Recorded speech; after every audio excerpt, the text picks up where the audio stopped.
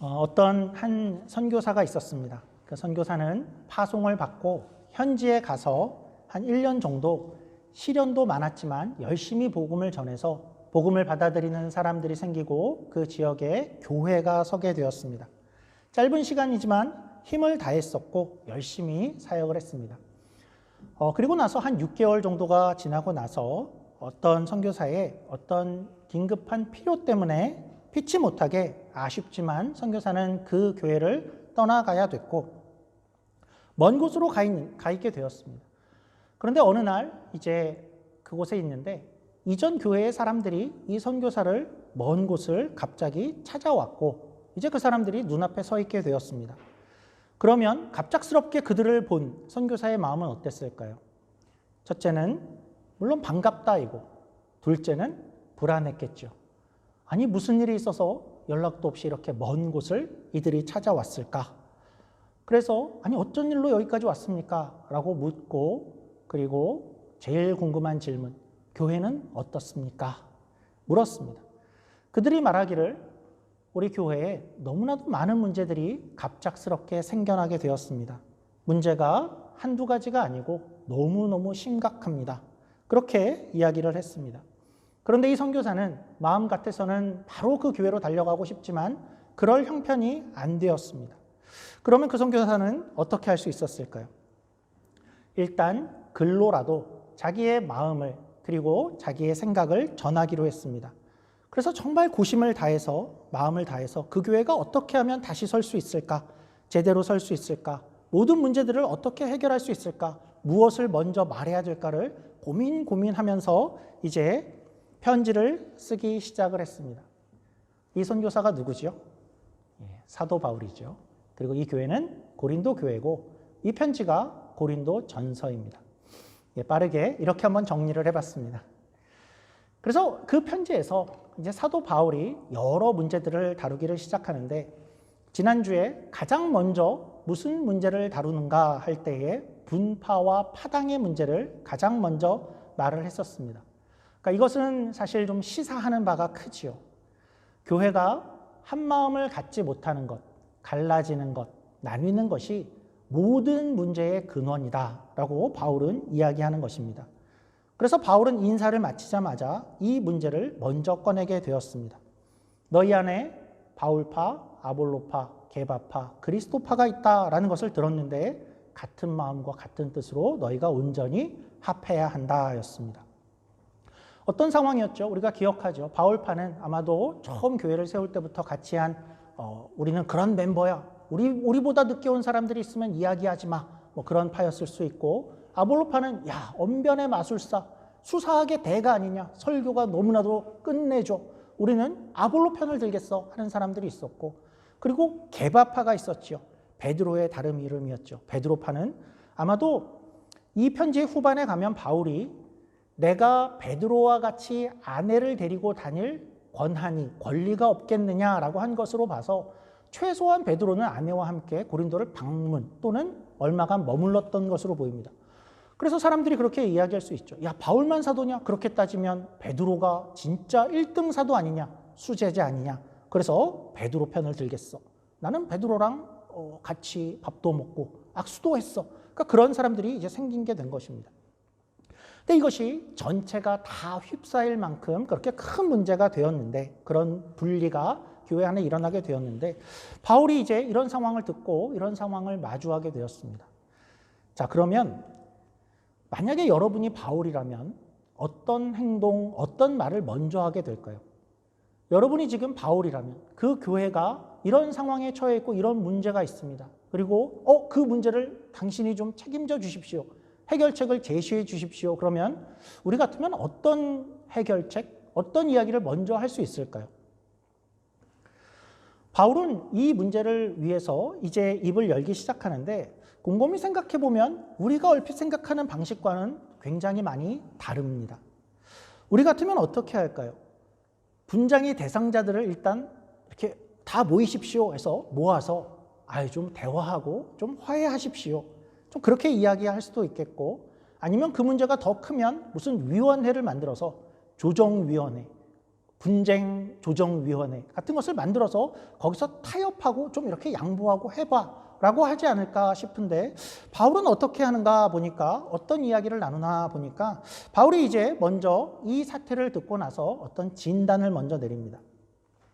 지금 이 고린도 교회에 그러한 수많은 문제들과 그리고 분쟁이 일어나 있는 그러한 상황의 원인은 너희의 마음이 지금 나뉘었다라는 것인데, 그렇게 된 원인이 뭐냐 할 때 바울이 지금 얘기하는 것은 뭐냐 하면, 그것은 결국 너희 각각이 스스로의 우월감과 자랑을 갖고 있기 때문이다 라고 그렇게 이야기를 합니다. 생각해보면 그렇죠. 나는 이렇게 생각을 하지만 상대가 옳을 수 있어. 또는 나는 이것이 맞다고 생각하지만 상대의 생각이 나랑 다른 것이지 틀린 것이 아닐 수 있어 라고 그렇게만 생각할 수 있다면, 그러면 교회에 문제가 생기지 않겠죠. 특별히 파당이라는 문제는 생기지 않겠죠. 그래서 바울은 지금 이제 뭐라고 하냐면, 이런 맥락에서 모든 문제의 종점을 어디로 끌고 가냐면, 우리 본문 마지막 부분에 가면 그래서 이런 이야기들이 나오게 되는 것입니다. 어떻게 바울이 이야기하냐면, 너희가 자랑하지 말라라는 이야기를 꺼내오죠. 자랑하지 못하게 함이니라, 자랑하는 자는 주 안에서만 자랑하라 하는 그런 표현이 이제 등장하게 되는 것입니다. 그런데 바울이 이렇게 해결책으로 내놓고 문제의 근원이다라고 내어놓은 그것이 사실 쉽지가 않죠. 자랑하지 말라? 그러면 자랑하지 마세요. 그러면 그 누구도 자랑하지 말아야겠구나. 자랑하는 마음이 생기면 그때 하지 말아야지 하고 그만둘 수 있을까? 또 어떤 비교하려는 그런 마음이 생기는데 비교하지 말아야 돼. 그러면 비교하지 않을 수 있을까 할 때 그게 그렇게 쉽지가 않지요. 또한 어떤 사람은 내가 자랑거리가 좀 있는데 이 자랑을 왜 하면 안 되지? 내가 그래도 다른데 이건 왜 하면 안 됩니까? 라고 그런 것을 애초에 궁금해하는 그런 사람들도 있을 수 있었을 것입니다. 그래서 바울은 이제 이 결론으로 이끌어 가기 위해서 이제 설명을 하기 시작하는데, 본격적으로 이 사람들의 생각을 어디로 이끌어 가는가 하면, 그러니까 어떻게 하면 자랑과 우월감, 또 비교하고 그리고 팔을 만들고 그러지 않고 온전히 합할 수 있을까 할 때에 어디로 우리의 생각을 데리고 가냐 하면, 너희는 누구였냐? 너희는 누구냐로 데리고 갑니다. 그러니까 그래서 구원의 자리로 이 생각을, 이 논의를 이끌어 갑니다. 그래서 너희는 애초에 어떻게 여기에 온 이들이란 말이냐라는 것이죠. 그리고 처음을 기억해봐라 그러면서 십자가의 이야기를 꺼내놓는 것입니다. 그래서 너희는 십자가로 여기 온 이들이다. 이고 사실은 그걸 모르는 이는 아무도 없을 것이다. 그런데 십자가로 인해서 너희가 여기 왔다는 것이 무슨 뜻인가 하는 것을 한번 이야기해보자라는 것입니다. 너희가 십자가로 인해서 구원을 받고 너희가 여기 교회에 왔다라는 것이 무슨 의미인가 하는 것을 다시 한번 생각해보자라는 것입니다. 그러면서 이제 설명을 위해서 바울은 가장 대비되는 것을 먼저 꺼내 들고 나오는데, 그 대비되는 것은 어떤 것이냐면, 지금 고린도에 있는 그런 아직 교회에 있지 않은 이방인들의 모습, 고린도에 있는 너희 주변의 이방 사람들, 그리고 바로 너희의 아직 구원받기 전 너희의 그 모습과 이제 바울이 대비를 하기 시작을 합니다. 우리 본문 18절부터 20절까지의 말씀 제가 한번 천천히 읽어드리겠습니다. 이런 배경에서 이런 말씀들이 나오는 것입니다. 18절부터 말씀입니다. 십자가의 도가 멸망하는 자들에게는 미련한 것이요 구원을 받는 우리에게는 하나님의 능력이라.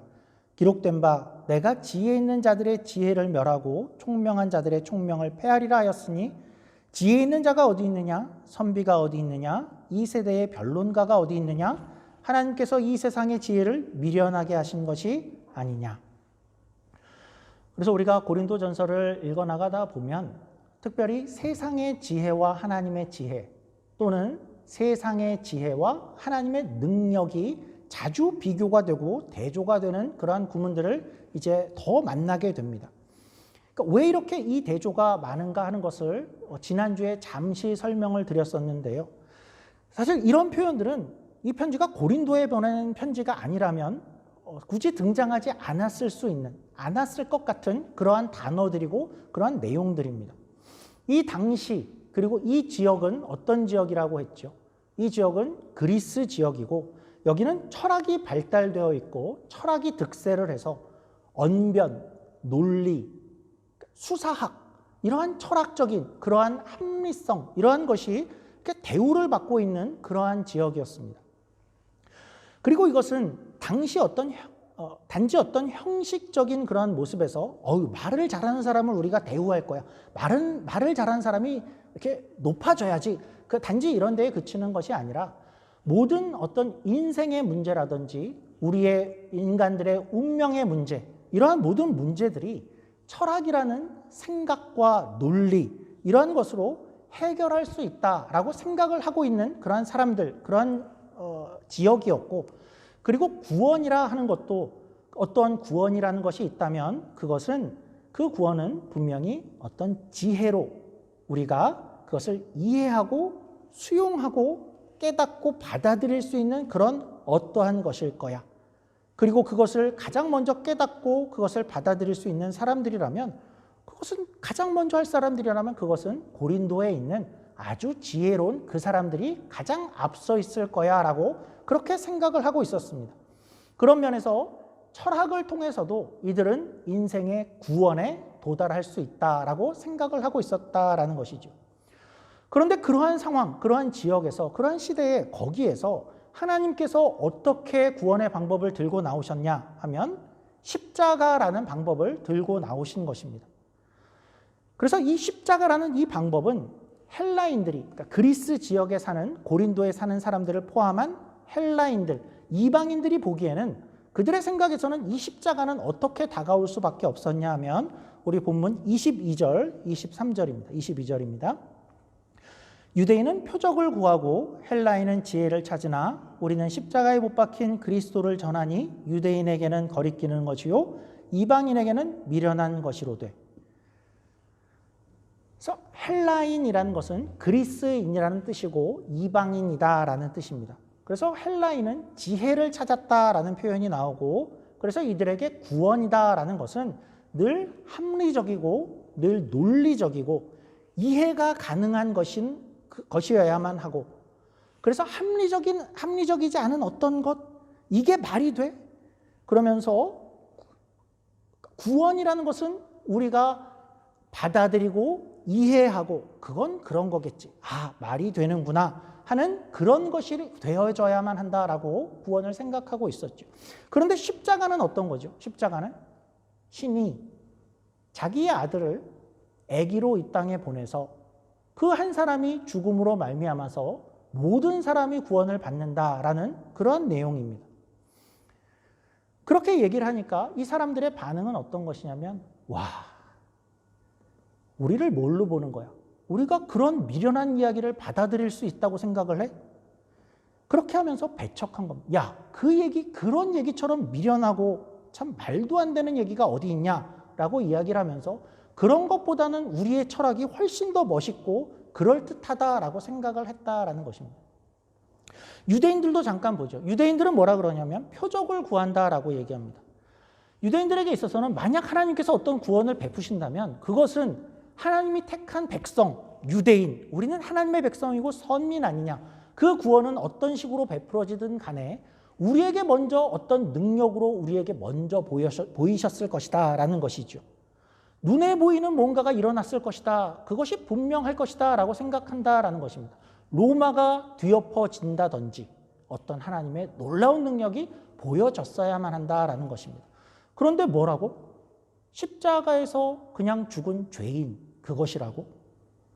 그러니까 유대인의 편에서는 그런 말 하려면 그냥 저리 가. 우리 하나님은 능력의 하나님이야. 능력의 하나님이 왜 십자가에서 저렇게 죽어 있어? 그분이 하나님이시라고? 그거는 말이 안 되는 거야. 특별히 십자가는 그 당시에 가장 모욕적이고 비참한 죽음으로 여겨지고 있어서 우리 하나님이 능력의 하나님인데 저 자리에 있다는 것을 유대인들은 받아들일 수가 없었습니다. 구약을 인용하더라도 나무에 달린 자는 저주를 받은 자다라는 그러한 사상 때문에 특별히 십자가에서 죽은 자는 오히려 하나님의 저주를 받은 자다라고 모두가 생각하고 그렇게 있었던 것입니다. 그래서 십자가의 구원을 유대인에게 들고 나왔을 때에는 그것은 말도 꺼내지 마. 꺼려지고 불경스러운 것으로밖에 다가갈 수 없었다 그들은 수용할 수 없었다라는 것입니다. 그런데 그러면 하나님이 이러한 이 유대인들과 이 헬라인들이 십자가라는 것을 들고 나섰을 때에 어떻게 생각할지 하나님이 모르고 계셨을까요? 하나님은 다 알고 계셨겠죠. 이 십자가로 사람을 구원하고 인류를 구원하면 헬라인들은 대번에 야, 조금 미련한 거야 라고 얘기하고, 유대인은 야, 어떻게 저 저주받은 게 구원일 수 있어? 그거는 아니야. 그렇게 거리낄 것이다 라는 것을 하나님이 모르셨을까요?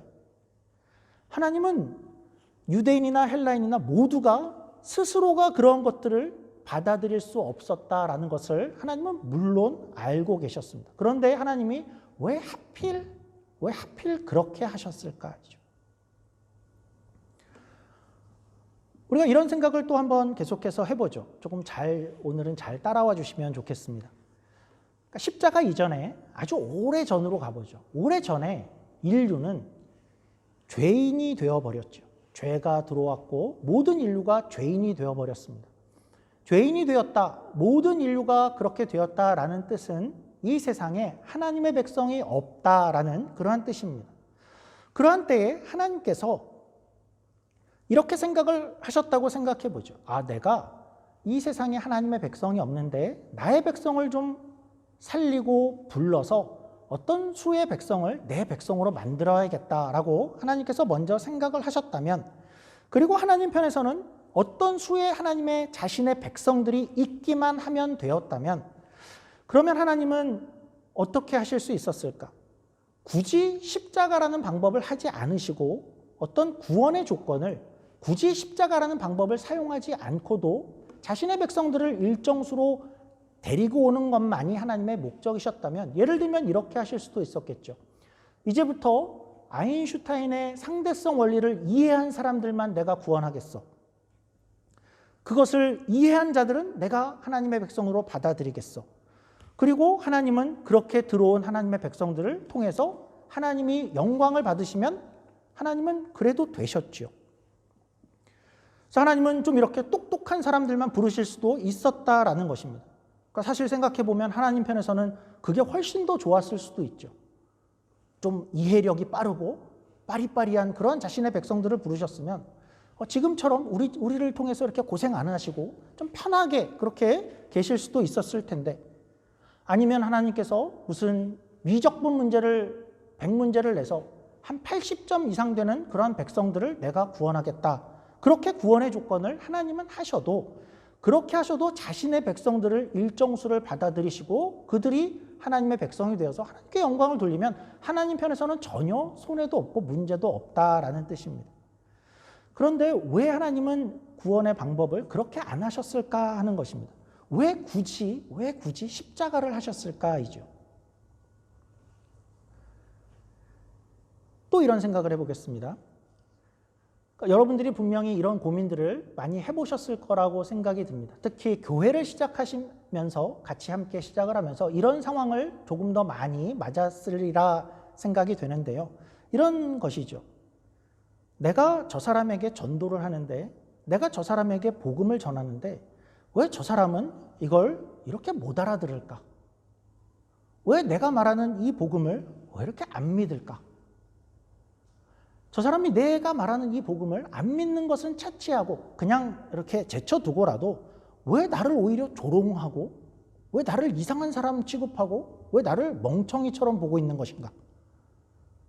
그러니까 내가 이렇게 설명을 하고 있는데 왜 이 사람은 예수님의 십자가를 믿지 않는 거지? 그런 것이 고민이 될 때가 분명히 있으셨을 것입니다. 우리가 진지하게 이런 생각을 한번 해보신 적이 있으십니까? 우리가 믿는 복음이라는 것은 어떠한 것이죠? 한번 짧게 정리를 해본다면 우리가 믿는 복음은 어떤 것이죠? 하나님이 세상을 창조하셨습니다. 그리고 그 세상에 죄가 들어왔습니다. 그리고 모든 인류가 그 죄의 영향으로 타락을 하게 되었습니다. 그리고 모든 이가 죄인이 되어서 스스로의 방법으로는 하나님을 찾아가거나 구원을 이룰 능력이 없었습니다. 그래서 하나님께서 자신의 아들을 이 땅에 보내셨습니다. 그리고 그를 십자가에 달려 죽게 하셨습니다. 그 죽음은 우리의 죄를 위해서입니다. 그리고 그 십자가의 죽음은 우리의 과거의 죄뿐만 아니라 우리의 미래의 죄까지도 그가 거기서 담당한 것입니다. 그것을 믿어라 라는 것입니다. 여러분, 이거는요 사실은 안 믿어지는 게 정상입니다. 무슨 말인지를 이제 잘 들어주시죠. 그러니까 이 복음을, 이렇게 정리된 이 복음을 과연 인간이 혼자서, 인간 스스로의 능력으로 이 내용을 믿어낼 수 있을까? 그렇지 않다는 거죠. 그런데 우리는 어떻죠? 우리는 지금 이것을 믿고 있습니다. 그러면 우리는 자연스럽게 이런 생각을 하게 되는 것입니다. 그러면 도대체 나한테는 무슨 일이 생긴 것인가 하는 것. 도대체 나한테는 무슨 일이 생겨서 이 내용을 내가 지금 믿을 수 있게 된 것인가? 하나님이 우리를 찾아오셔서 우리에게 무슨 일을 하신 것인가? 하나님은 도대체 나한테 무슨 일을 한 것인가? 이지요. 어떻게 내가 이것을 어느 날 믿게 되고, 어느 날 하나님을 알게 되고, 어느 날 영적인 세계에 눈이 띄어지고, 그리고 이제는 거꾸로 안 믿어지지가 않게 된, 그렇게 내가 어떻게 그렇게 되었냐 이죠. 우리 중에서 그 누구라도, 어떤 인간이라도 스스로의 지혜로 모든 것을 이해하고 깨달아서 거기로 갈 자가 없었는데, 그러면 나에게 무슨 일이 있었냐? 하나님 없이는 그 일이 일어날 수 없는데, 그래서 하나님이 우리에게 찾아오셔서 우리의 영혼을 살리셨구나로 가게 되는 것이죠. 그래서 우리는, 하나님께서 그 일을 하셔서 우리는 믿음을 갖게 되고, 그리고 여기에 오게 된 것입니다. 그래서 성경은 구원을 일관되게 늘 어떻게 설명하시냐 하면, 구원은 오직 하나님이 하시는 일이고, 구원은 하나님의 능력이다라고 이야기를 하는 것입니다. 오늘 24절 말씀을 한번 같이 보시죠. 24절입니다. 이런 구절입니다. 오직 부르심을 받은 자들에게는 유대인이나 헬라인이나 그리스도는 하나님의 능력이요 하나님의 지혜니라. 여기까지 오시면 이제 오늘 우리가 함께 읽은 본문 중에서 가장 의아했던, 가장 이상한 표현을 우리가 이해할 수 있게 됩니다. 우리 21절 말씀입니다. 21절 이렇게 되어 있습니다. 하나님의 지혜에 있어서는 이 세상이 자기 지혜로 하나님을 알지 못함으로 하나님께서 전도에 미련한 것으로 믿는 자들을 구원하시기를 기뻐하셨도다. 이 말은 무슨 뜻이죠? 전도는 미련한 것이다 라는 것입니다. 여러분들 동의하십니까? 어떠십니까? 전도는 미련한 것입니까? 그런데 왜 우리는 이 미련한 일을 하고 있는 걸까요? 교회에서 전도 특공대를 만들면 그것은 미련한 일을 하는 특공대일까요? 아니면 내가 미처 성경에 이런 구절이 있었는지를 몰랐네. 내가 이때까지 미련한 일을 해왔구나. 당장에 그만둬야겠어요. 이래야 될까요? 곰곰이 생각해보면 제일 이상한 것은 이것이죠. 지금 전도는 미련한 것이라고 이야기한 사람은 바울 자신인데, 자신이 전도는 미련한 것이다 라고 이야기를 하면서 평생 자기가 제일 열심히 하고 다닌다라는 것입니다. 이 말은 무슨 뜻일까요? 이것은 전도라는 것은, 전도라는 말, 설명, 복음을 말해주는 것, 그리고 나아가서 그것과 관련된 우리의 어떤 행위라도 그 자체에는 영혼을 살릴 수 있는 능력이 없다라는 뜻입니다. 그러니까 전도라는 그 자체는, 그러니까 전도라는 자체로 사람을 살리려는 그 자체는 미련한 방법일 수밖에 없다라는 것입니다. 그래서 우리가 많이들 오해할 수 있는 것이 이런 점입니다. 내가 설명을 아주 잘하면 그것으로 충분히 저 사람을 구원시킬 수 있다라고 우리는 생각을 하곤 합니다. 물론 구원은 우리가 복음을 말해줄 때 구원이 일어납니다. 로마서가 어떻게 표현하냐 하면 이렇게 표현하죠. 로마서는 그 어떤 사람이 어찌 듣지 않고서 그것을 믿을 수 있겠는가라고 얘기하고, 그리고 그 사람이 들어야 되는데, 그렇다면 들어야 한다면 전하는 자가 없는데 어떻게 그가 들을 수 있겠는가? 그러면서 전하는 자의 발길이 아름답다라고 이야기를 하죠. 그러나 그 영혼을 살리는 그 능력 자체는 우리의 지혜와 우리의 합리적인 설명, 그 능력으로 그 영혼을 살리는 것이 아니라 그 말이 전해질 때, 그 복음이 들려질 때에 그때 하나님께서 일하시기를 기뻐하셔서 그때 일하셔서 하나님의 능력이 그를 살리는 것, 그를 살리는 것이죠. 그래서 이것을 그 그림으로 가장 잘 보여주는 장면이 구약의 에스겔서에 나옵니다. 에스겔서에 가시면 구약의 마른 뼈 환상이라는 장면이 있죠. 어느 날 하나님이 에스겔 선지자를 불러서 하루는 저 골짜기로 데려가는데 거기에는 뼈들이 가득합니다. 그냥 뼈도 아니고 마른 뼈들이 가득한 곳으로 불러내십니다. 그리고 나서 야 에스겔아 이렇게 말해라 라고 이야기를 합니다. 뼈들아, 마른 뼈들아, 내 말을, 여호와의 말을 들어라. 그리고 이제 살아나라 라고 그렇게 말하라고 합니다. 그 자체는 어리석은 것이죠. 뼈들아 들어라, 마른 뼈들아 살아나라. 그 말 자체는 미련하고 어리석은 것입니다. 그런데 그렇게 하자 뼈에 살이 붙고 생명이 붙어서 그 뼈들이 살아나는 그러한 장면을 이제 에스겔이 보게 되는 것입니다. 우리가 생각해 보면 그 뼈를 살게 하시는 그것이 에스겔이 말을 잘해서였겠습니까? 에스겔이 말을 아무리 매혹적으로 잘한다고 해서 그 뼈가 살아날 수 있었겠습니까? 그렇지 않지요. 그러나 그가 말할 때에 하나님이 그 마른 뼈들을 살리겠다라고 하는 것을 보여주신 것이고, 그리고 나서 에스겔아 너는 나가서 말을 해라. 내가 그때 일하겠다라고 하시죠. 잠시 여기까지를 정리를 해보면 무슨 이야기를 이제까지 해온 것이냐 하면, 영혼을 살리는 것, 영혼이 살아나는 것은 그 어떠한 우리의 조건이나 우리의 능력에 있지 않고 오직 하나님이 하시는 것이다 라는 것을 확인한 것입니다. 그러니까 첫째는 수용하는 자의 어떤 조건에 있지도 않은 것이었죠. 수용하는 자가 지혜가 있거나 어떤 능력이 있어서 그렇게 해서 구원을 스스로 얻어내는 것도 아니었고, 또한 전하는 자의 조건도 아니었죠. 전하는 자가 말을 너무 잘해서 그것으로 영혼을 살리는 것이 아니고 하나님의 능력에만 있다라는 것을 확인했고, 그리고 바울이 이제 이야기하는 것은 이런 것이죠. 어떤 사람들이 그런 증거가 있습니까? 라고 물은다면, 야 증거가 여기 있다. 어디 멀리 갈 것 있냐? 너희 교회를 봐라, 너희를 봐라입니다. 우리 26절부터 28절까지의 말씀 제가 한번 봉독해 드리겠습니다. 26절입니다.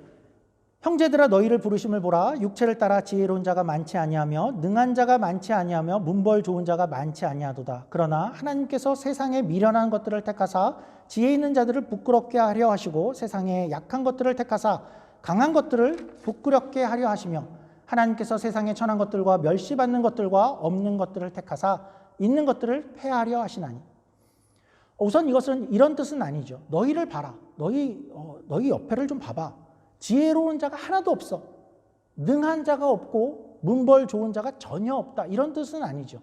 많지 않다죠. 많지 않다. 그래서 일단은 섞여 있다라는 것입니다. 그러니까 그런 이들도 있고 아닌 이들도 섞여 있다라는 뜻입니다. 그런데 이 이야기가 어떻게 바울의 이야기의 증거가 되냐 하면, 만약에 구원의 조건이 인간 편에, 우리 편에 있었다면, 그러면 옆을 봤을 때 부자만 왔다든지 아니면 어떤 문벌의 순서대로 왔다든지 똑똑한 순서대로 왔다든지 어떤 그럴듯한 조건의 순서대로 여기 온 게 우리가 볼 수 있을 것 아니냐. 그런데 아무리 옆을 봐도 우리는 다 섞여 있지 않냐 이죠. 실제로 고린도 교회에는 부자도 있었고, 그러니까 자기의 집을 교회로 내어놓을 수 있을 만한 부자들이 있었고, 그리고 더 대다수의 사람들은 노예들이었습니다. 그러니까 아무리 옆을 이렇게 봐도 우리 안에는 공통점이 없다라는 것을 한번 봐라. 너희를 부르심을 봐라라는 것입니다.